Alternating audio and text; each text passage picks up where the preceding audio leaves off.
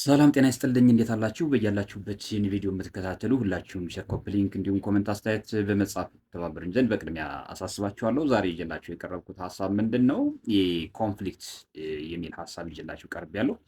እንግዲህ የትኛውን ኮንፍሊክት ነው የሚለውን እንደሚከተለው ላቀርብላችሁ እፈልጋለሁ። በዋነኝነት ኮንፍሊክት በአራት አይነት ልንከፋፍለው ወይም ደግሞ ከፋፍለን ልናየው እንችላለን። የመጀመሪያው ኮንፍሊክት ምንድን ነው? የራስ ጋር ግጭት ወይም ደግሞ የራስ ግጭት የሚባለው የግጭት አይነት ነው፣ ወይም ደግሞ የኮንፍሊክት አይነት ነው። ሁለተኛው ኮንፍሊክት ደግሞ ምንድነው? ከጓደኛ ጋር የሚደረግ ኮንፍሊክት አይነት ነው። ሶስተኛው የኮንፍሊክት አይነት ደግሞ ከቤተሰብ ጋር የሚደረግ የኮንፍሊክት አይነት ነው ማለት ነው። አራተኛው እና የመጨረሻው ኮንፍሊክት ደግሞ ከማህበረሰብ ጋር የሚደረግ ኮንፍሊክት ነው። ከነዚህ ኮንፍሊክቶች በጣም የከፋው ኮንፍሊክት የትኛው ነው የሚለውን እንደሚከተለው እናያለን ማለት ነው። ከኮንፍሊክቶች መካከል በጣም የከፋው ኮንፍሊክት የራስ ግጭት ነው። የራስን ማንነት ከራስ ጋር ወደ ግጭት ማስገባት ወይም ደግሞ ወደ ኮንፍሊክት ማስገባት ወይም ደግሞ ወደ ጸብ ማስገባት፣ ይሄ በጣም አደገኛ ኮንፍሊክት ነው። ይህ ኮንፍሊክት የሚያጠቃው ራስን ነው። ይህ ማለት ምንድን ነው? ሀሳብ ይመጣል። ሀሳብ በተለያየ አቅጣጫ ይመጣል።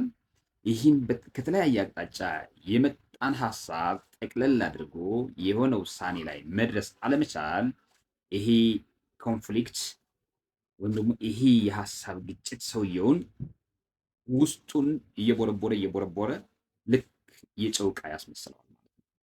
ስለዚህ ከየትኞቹም የግጭት አይነቶች ከፍተኛውና አደገኛው ግጭት የግለሰብ ግጭት ነው። ግለሰብ ከራሱ ጋር የሚያደርገው የግጭት አይነት ነው ማለት ነው። ምናልባት የጓደኛ ግጭት የሀሳብ ከጓደኛ ጋር የምታደርገው የሀሳብ ልውውጥ ወይም ደግሞ የሀሳብ ኮንፍሊክት ሊሆን ይችላል። ይህን የሀሳብ ኮንፍሊክት ምናልባት ምክንያታዊ ሆነ አንተ ጓደኛህን ልታሳምን ትችላለህ፣ ወይም ደግሞ ጓደኛ አንተን ምክንያታዊ ሆኖ ሊያሳምንህና ሁለታችሁንም ወደሚያግባባ ወይም ደግሞ ወደ አንድ አቅጣጫ የሚወስዳችሁ ሀሳብ ላይ ልደርሱ ትችላላችሁ። ሌላው ምንድነው? የቤተሰብ ግጭት የሚባለው ነው። የቤተሰብ ግጭት በተመሳሳይ ማኔጅ ማድረግ ካልተቻለ፣ በወቅቱ ማኔጅ ማድረግ ካልተቻለ ይህን አይነት ግጭት በጣም አደገኛና በጣም ከፍተኛ የግጭት አይነት ነው። እንግዲህ የማህበረሰብ ግጭት፣ ይህም የማህበረሰብ ግጭት አደገኛ የሆነ ሂደት ወይም ደግሞ አደገኛ የሆነ ሁኔታና ውጤቱ የከፋ አይነት ሊሆን ይችላል። ወይም ደግሞ